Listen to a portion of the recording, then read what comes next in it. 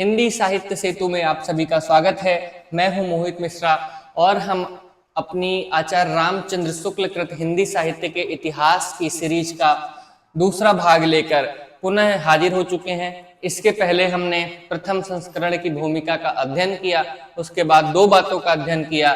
इसके उपरांत अब हम काल विभाग से लेकर आगे के चैप्टर्स की ओर चलेंगे और इस क्लास के माध्यम से कुछ महत्वपूर्ण तथ्यों को लेकर, कुछ उनके कोट्स को लेकर चलेंगे। और इसके साथ ही मैं आपको बताता चलूं कि जहां कहीं भी महत्वपूर्ण तथ्य मिले उसको अपने नोट्स में जरूर नोट करिए, क्योंकि हिंदी पट्टी के छात्रों के लिए हिंदी साहित्य का इतिहास ही सबसे महत्वपूर्ण आधार स्तंभ है। तो हम महत्वपूर्ण चीजों को नोट करते चलेंगे, तो पुनः जब पुस्तक को पढ़ेंगे तो हमें वो कोट्स पहले से ही याद होंगे और हमारी एग्जाम में बहुत महत्वपूर्ण भूमिका अदा करने के लिए यह काफी है। तो आइए काल विभाग से हम अपनी क्लास को शुरू करते हैं। जबकि प्रत्येक देश का साहित्य वहां की जनता की चित्रवृत्तियों का संचित प्रतिबिंब होता है, तब यह निश्चित है कि जनता की चित्रवृत्ति के परिवर्तन के साथ साथ साहित्य के स्वरूप में भी परिवर्तन होता चला जाता है। आदि से अंत तक इन्हीं चित्रवृत्तियों की परंपरा को परखते हुए साहित्य परंपरा के साथ उनका सामंजस्य दिखाना ही हिंदी साहित्य का इतिहास है। अर्थात तत्कालीन समाज में जैसा समाज जैसी परंपरा रही होंगी, उन्हीं के अनुरूप तब से साहित्य बदलता चला गया और उन्हीं साहित्य के साथ समाज का सामंजस्य बनाकर जिस इतिहास की रचना हुई वह हिंदी साहित्य का इतिहास है। ये तो हुई एक बात। दूसरी बात, यदि आपसे कोई पूछे हिंदी साहित्य के इतिहास क्या है, यदि आपसे कोई प्रश्न करता है हिंदी साहित्य का इतिहास क्या है, तब यह कोट हमारे लिए अत्यंत उपयोगी सिद्ध होगा। और यह कोट अक्सर प्रश्नों के माध्यम से हमारे सामने आता रहा है। तो अब हम आगे चलेंगे। जनता की चित्रवृत्तियों का बहुत कुछ राजनीतिक, सामाजिक, सांप्रदायिक तथा धार्मिक परिस्थिति के अनुसार होती है, अतः कारण स्वरूप इन परिस्थितियों का किंचित दिग्दर्शन भी साथ ही साथ आवश्यक होता है। इस दृष्टि से हिंदी साहित्य का विवेचन करने में यह बात ध्यान में रखनी होगी कि किसी विशेष समय में लोगों में रुचि विशेष का संचार और पोषण किधर से और किस प्रकार हुआ, उपयुक्त व्यवस्था के अनुसार ही हम हिंदी साहित्य के 900 वर्षों के इतिहास को 4 कालों में विभक्त कर सकते हैं।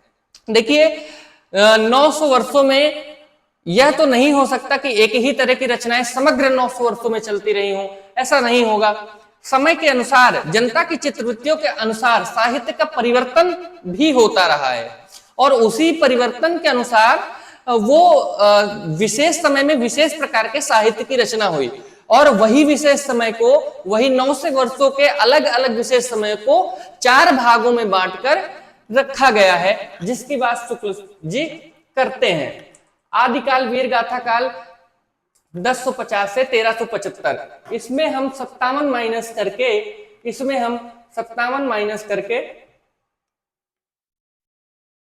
ईस्वी लिखते हुए चलेंगे। इसमें हम 57 माइनस करके ईस्वी लिख के अपनी नोट्स में नोट करेंगे। आदिकाल, वीर गाथा काल जिसे शुक्ल जी ने नाम दिया है 1050 से 1375, पूर्व मध्यकाल, भक्तिकाल संवत 1375 से 1700, उत्तर मध्यकाल, रीतिकाल संवत 1700 से 1900, आधुनिक काल, गद्यकाल संवत 1900 से 1984। यद्यपि इन कालों की रचनाओं की विशेष प्रवृत्ति के अनुसार ही इनका नामकरण किया गया है, पर यह न समझना चाहिए कि किसी विशेष काल में और किसी विशेष प्रकार की ही रचनाएं होती थी। जैसे भक्ति काल या रीति काल को ले तो उनमें वीर रस के अनेक काव्य मिलेंगे। ध्यान दीजिएगा, यहाँ जो दिया गया है यह ना समझना चाहिए कि किसी विशेष काल में और प्रकार की रचनाएं होती ही नहीं थी। यह बिल्कुल नहीं समझना चाहिए, क्योंकि जैसे रीति काल है तो यह जरूरी नहीं कि उसमें रीतिबद्ध ही रचनाएं होती होंगी, नहीं, रीति मुक्त भी रचनाएं होती थी। जैसे वीर काल है, वीर गाथा काल है, तो जरूरी नहीं सिर्फ वीर गीतों की रचना हुई, वहां पे श्रृंगार रस की भी रचनाएं होती थी। तो इस संदर्भ में शुक्ल जी ने कहा यह समझना चाहिए कि किसी विशेष काल में और प्रकार की रचनाएं हुई ही नहीं होंगी। इसी प्रकार जिस ढंग की वीरगाथा काल में हुआ करती थी, अतः प्रत्येक काल का वर्णन इस प्रणाली पर किया जाएगा। पहले तो उक्त काल की विशेष प्रवृत्ति सूचक उन रचनाओं का वर्णन होगा जो उस काल के लक्षण के अंतर्गत होंगी। अर्थात जैसे वीरगाथा काल नाम दिया गया है तो पहले वीर गाथाओं की जो रचनाएं हैं पहले उनका वर्णन होगा, फिर उसके बाद में संक्षेप में अलग प्रकार की रचनाएं जो वीरगाथा काल में हुई उसका परिचय दिया जाएगा। आदिकाल का प्रकरण 1। प्राकृत की अंतिम अपभ्रंश अवस्था से ही हिंदी साहित्य का आविर्भाव माना जा सकता है। जैसे उस समय गाथा कहने से प्राकृत का बोध होता था, जैसे उस समय गाथा कहने पर प्राकृत का बोध होता था, जैसे उस समय गाथा कहने पर प्राकृत का बोध होता था, वैसे ही दोहा या दूहा कहने पर अपभ्रंश की प्रचलित काव्य भाषा का पद्य समझा जाता था। जैसे यहाँ एक प्रश्न ये है कि प्राकृत की अंतिम अवस्था कौन सी है? प्राकृत की अंतिम अवस्था कौन सी है? तो प्राकृत की 3 अवस्थाएं रही हैं। आप सब कमेंट के माध्यम से जरूर बताइएगा। अपभ्रंश या प्राकृताभास हिंदी के पद्यों का सबसे पुराना पता तांत्रिक और योग मार्गी बौद्धों की सांप्रदायिक रचनाओं के भीतर विक्रम की 7वीं शताब्दी के अंत में लगता है। मुंज और भोज के समय संवत 1050 के लगभग तो ऐसी अपभ्रंश या पुरानी हिंदी का पूरा प्रचार शुरू हो चुका था।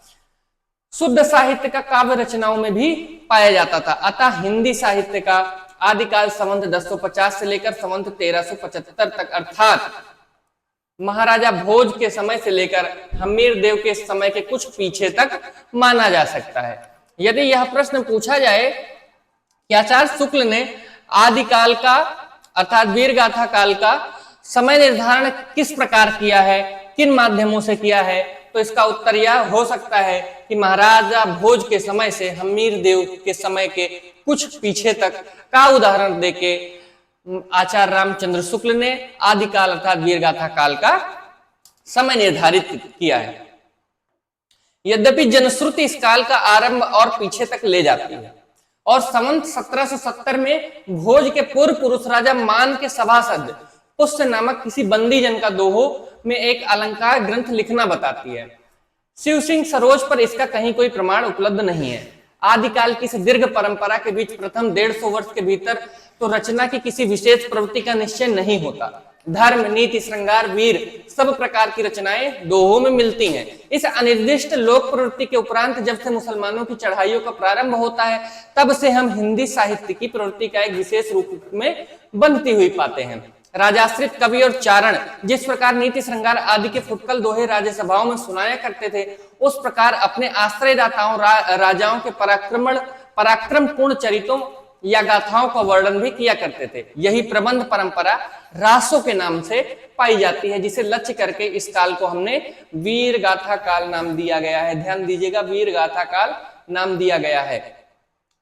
यहां ध्यान रखने योग्य बातें ये हैं कि जब फुटकल दोहों के माध्यम से कुछ पद सुनाए जाते थे मनोरंजन हेतु, उसी समय जब यह आवश्यकता हुई कि अपने आश्रयदाता राजाओं का अतिशयोक्तिपूर्ण वर्णन कैसे करें, उनकी वीरता को कैसे बताएं, तब आवश्यकता हुई प्रबंध काव्य की और प्रबंध काव्य रचे गए जिन्हें रासो कहा गया और इसी आधार पर शुक्ल जी ने इस काल का नाम वीर गाथा काल रखा है।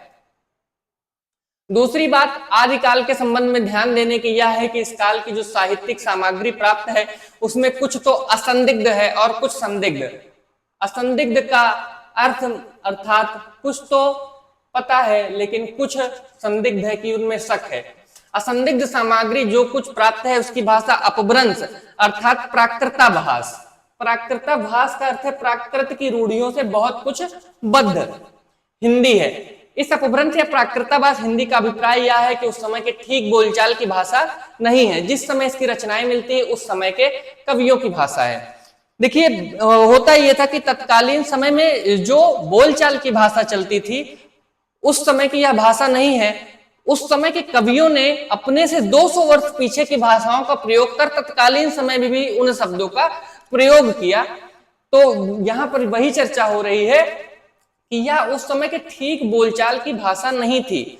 जिस समय इसकी रचनाएं मिलती हैं यह उस समय के केवल कवियों की भाषा थी, जो पूर्व में प्रयोग हो रही थी। कवियों ने उसे कवि परंपरा के अनुसार उस भाषा का प्रयोग साहित्य लेखन में किया। काव्य परंपरा के अनुसार साहित्यिक प्राकृत के पुराने शब्द तो लिए ही हैं, जैसे पीछे हिंदी में तत्सम संस्कृत शब्द लिए जाने लगे। विभक्तियां, कारक चिन्ह और क्रियाओं के रूप आदि भी बहुत कुछ अपने समय से कई सौ वर्ष पुराने रखे गए। अपने समय से कई सौ वर्ष पुराने रखे गए। क्यों रखे गए? काव्य परंपरा के अनुसार। बोलचाल की भाषा घिस घिस कर बिल्कुल उसी रूप में आ गई। बोलचाल की भाषा घिस घिस कर बिल्कुल जिस रूप में आ गई थी, सारा वही रूप न लेकर कवि और चरण आदि भाषा का बहुत कुछ वह रूप व्यवहार में लाते थे, जो उनसे कई सौ वर्ष पहले कवि परंपरा में चलती आ रही थी। अर्थात जो साहित्यिक भाषा थी वह अपने समय से 200 वर्ष पीछे, 150 वर्ष पीछे की भाषा थी। अपभ्रंश के जो नमूने हमें पद्यों में मिलते हैं उस काव्य भाषा के हैं, जो अपने पुरानेपन के कारण बोलने की भाषा से कुछ अलग, बहुत कुछ दिनों तक, आदिकाल के अंत क्या उसके कुछ पीछे तक पोथियों में चलती रही। वो लोक सामान्य की भाषा नहीं थी, वह सिर्फ साहित्यिक भाषा रही और सिर्फ पोथियों के माध्यम से वो विस्तारित होती चली गई। विक्रम की 14वीं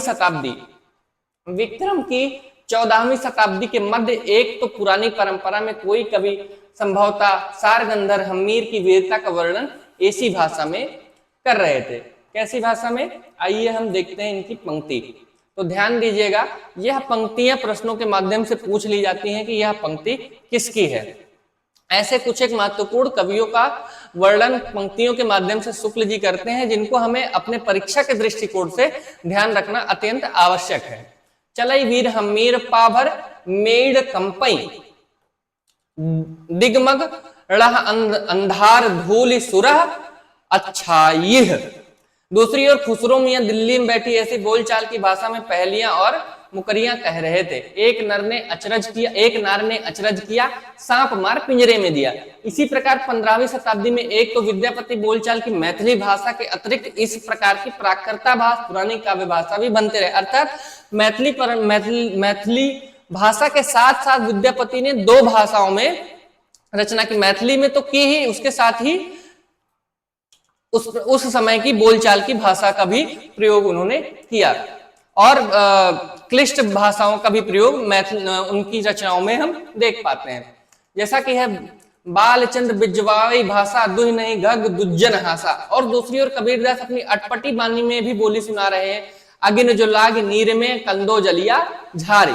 अर्थात सारांश यह है कि अपभ्रंश की यह परंपरा विक्रम की 15वीं शताब्दी के मध्य तक चलती रही। कैसे चलती रही?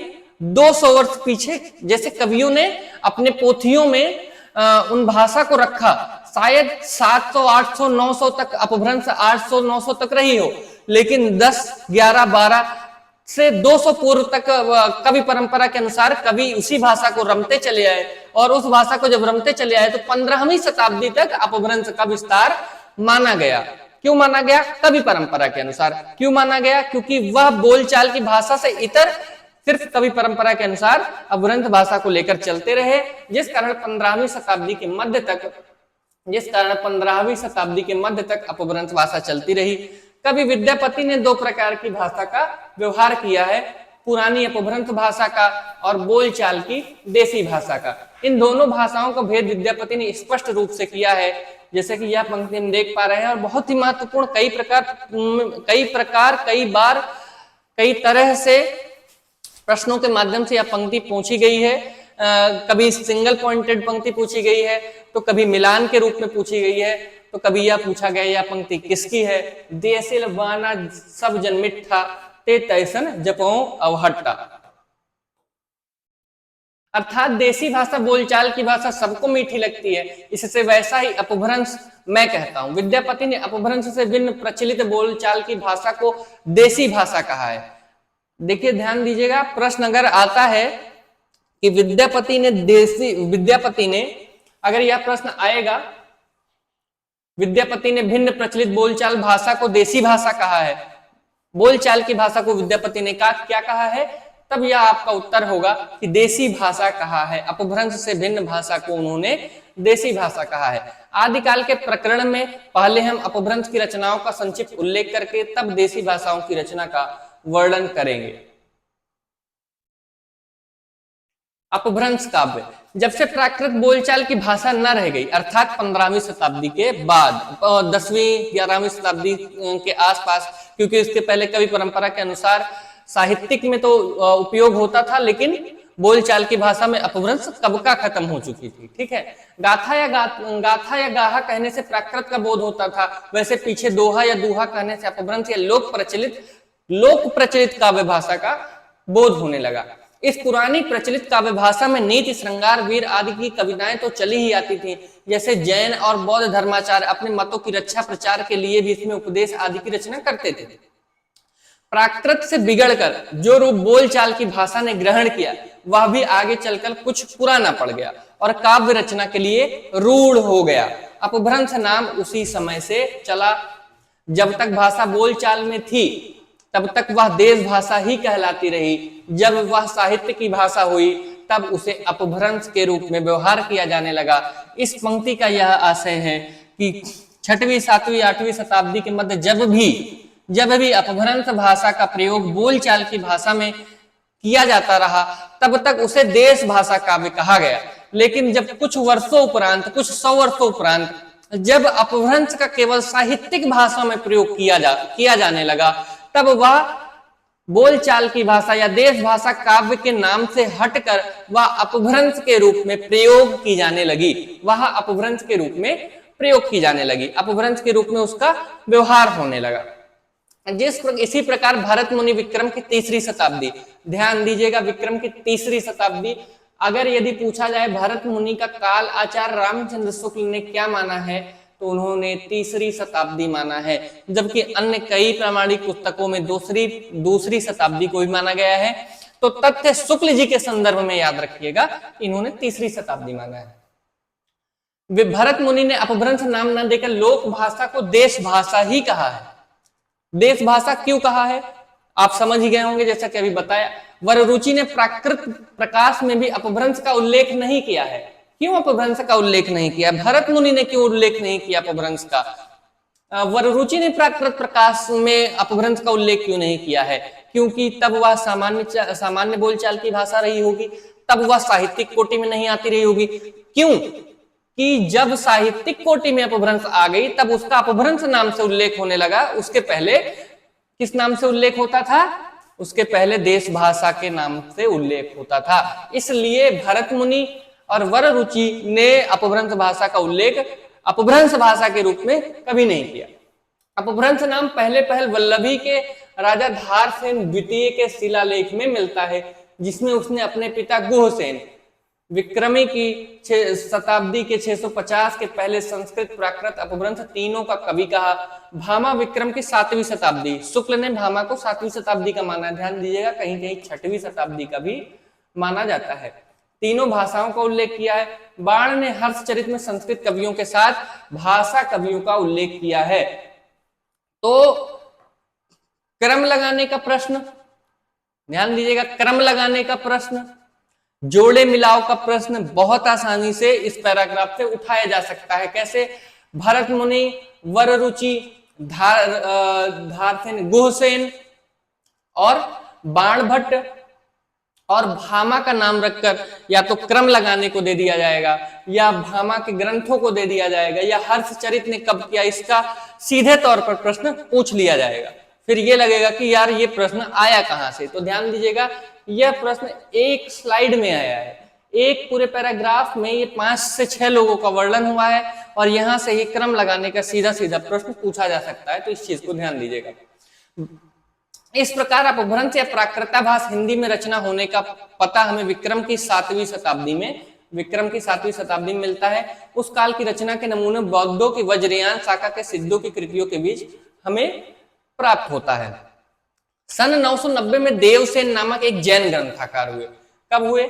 900 में देवसेन जैन ग्रंथकार हुए, जिन्होंने श्रावकाचार्य नाम की एक पुस्तक की रचना दोहो में बनाई थी, जिसकी भाषा अपभ्रंश का अधिक प्रचलित हुआ रूप लिए थी। अधिक प्रचलित अर्थात अपडेटेड, ठीक है।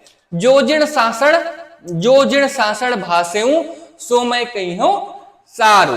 ध्यान दीजिएगा, यह पंक्ति कई बार प्रश्नों के माध्यम से पूछी जा चुकी है और जिन जिन की पंक्तियों का उल्लेख यहाँ पर हो रहा है, जिन जिन पंक्तियों का उल्लेख शुक्ल जी ने किया है, वह हमारे लिए भी उतनी ही महत्वपूर्ण है। वह एग्जाम के माध्यम से हमारे सामने कभी ना कभी दिख ही जाती है।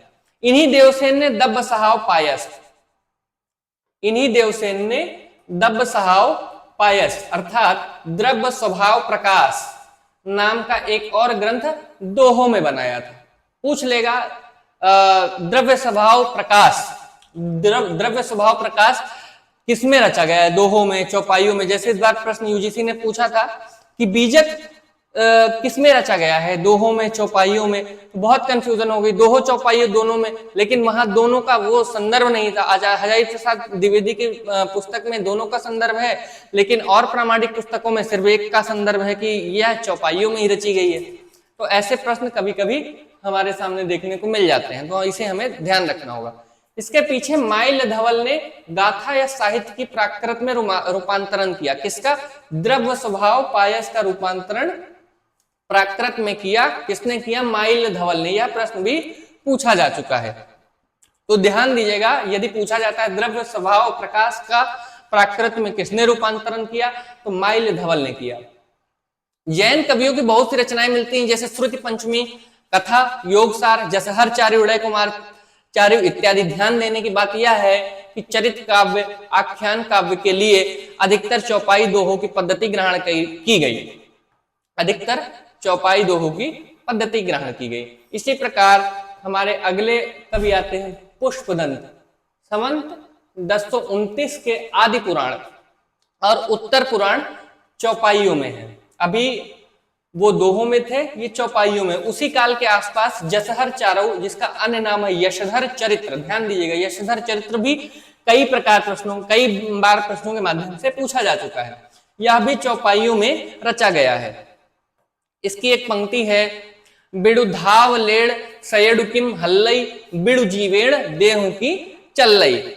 चौपाई दोहों की यह परंपरा हम आगे चलकर सूफियों की प्रेम कहानियों में, तुलसी के रामचरितमानस में तथा छत्रा प्रकाश, ब्रज विशाल, सबल सिंह चौहान के महाभारत इत्यादि अनेक आख्यानों के काव्यों में पाते हैं। बौद्ध धर्म विकृत होकर वज्रयान संप्रदाय के रूप में देश के पूर्वी भागों में बहुत दिनों से चला आ रहा था। इन बौद्ध तांत्रिकों के बीच वामाचार अपनी चरम सीमा को पहुंचा।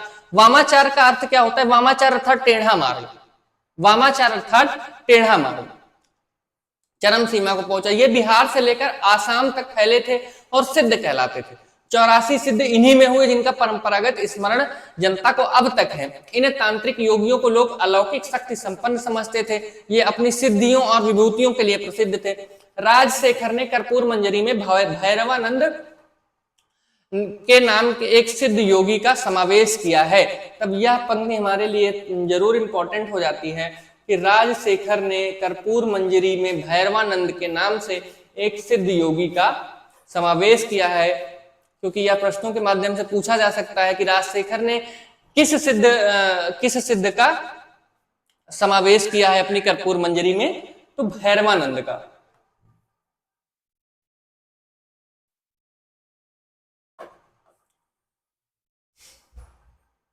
इस प्रकार जनता पर इन सिद्ध योगियों का प्रभाव विक्रम की 10वीं शताब्दी से ही पाया जाता है, जो मुसलमानों के आने पर पठानों के समय तक कुछ न कुछ बना रहा। बिहार के नालंदा और विक्रमशिला नामक प्रसिद्ध विद्यापीठ इनके अड्डे थे। प्रसिद्ध विद्यापीठ इनके अड्डे थे। बख्तियार खिलजी ने इन दोनों स्थानों को जब से उजाड़ा तब से ये तितर बितर हो गए। बहुत से वोट आदि अन्य देशों को चले गए। 84 सिद्धों के नाम है, देख लेते हैं, कुछ प्रमुख देख लेते हैं। यह क्रम से नहीं है, क्रम से इसलिए नहीं है क्योंकि इनमें से बहुत से ऐसे सिद्ध हैं जो एक दूसरे के ही समकालीन थे, तो यह क्रम से नहीं है। हाँ, ध्यान दे सकते हैं कुछ महत्वपूर्ण को, जैसे लुईपा या लुहीपा, सबरिपा, नागार्जुन, कर्णरिपा, कुकुरिपा, मणिभद्रपा, कनकलपा, लक्ष्मीकरा, ये तीनों योगिनी है 84 सिद्धों में।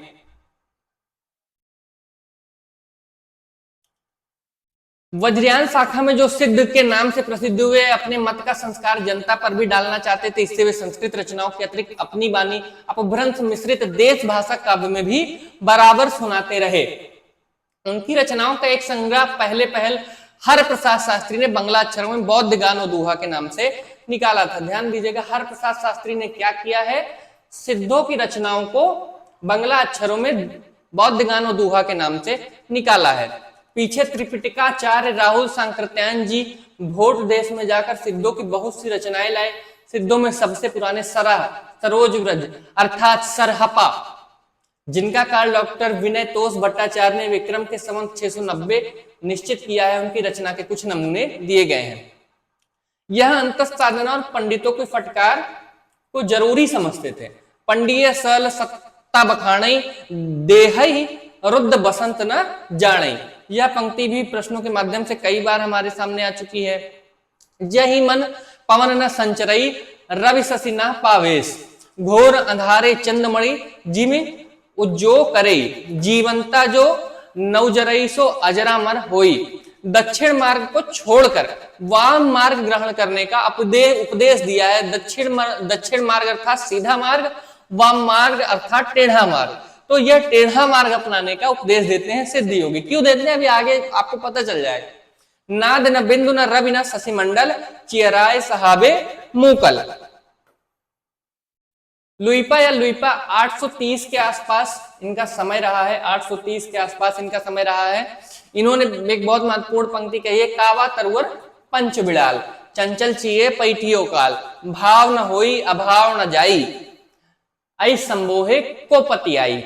इसी प्रकार विरूपा 900 के लगभग, सहजे थिर करी वारुणी साधा, अजरामर होई दिट काधा।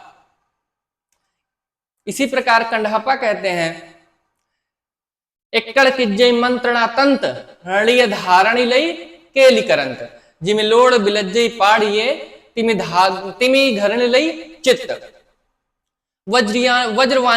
वज्रयानियों की योग तंत्र साधनाओं में मध्य तथा स्त्रियों का विशेषतर डोमनी रजकी आदि का अबाध सेवन एक आवश्यक अंग था। इसीलिए यह लोग टेढ़ा मार्ग का अनुसरण करते थे। ध्यान दीजिएगा, इसीलिए टेढ़ा मार्ग इनको सही लगता था, क्योंकि भोग विलास में लिप्त ये 84 सिद्धों, हालांकि इन्हीं 84 सिद्धों में नाथों की परंपरा निकली और उन्होंने 84 सिद्धों से अपना मार्ग बिल्कुल बदल लिया था। उन्होंने 84 सिद्धों से अपना मार्ग बिल्कुल बदल लिया था। वज्रयानियों की योग तंत्र साधनाओं में मध्य तथा स्त्रियों को विशेषता डोमनी रजकी आदि का अबाध सेवन एक आवश्यक अंग था। सिद्ध कंडहपा डोमनी का गीत इस प्रकार गाते हैं, ध्यान दीजिएगा, डोमनी का गीत इस प्रकार गाते हैं, नगर बाहिरी डोमबी तोहरी कुड़िया छाई। इसी प्रकार है गंगा जमुना माझे रे बहाई नाई। जो महत्वपूर्ण पंक्तियां उसको देखते हुए और हाईलाइट करते हुए चलेंगे। इसी ढंग में कुकुरिपा संत 900 के उपरांत इन्होंने कहा, ससुरी निंद गेल बहुड़ी जगई, बेग संसार बाढ़ ही हिल जाई, दुहिल दूध के बेटे समाई। बौद्ध धर्म ने जब से तांत्रिक रूप ग्रहण किया तब उनमें पांच ध्यानी बुद्धा तथा उनकी शक्तियों के अतिरिक्त अनेक बोधिसत्वों की भावना की गई, जो सृष्टि का परिचालन करते हैं।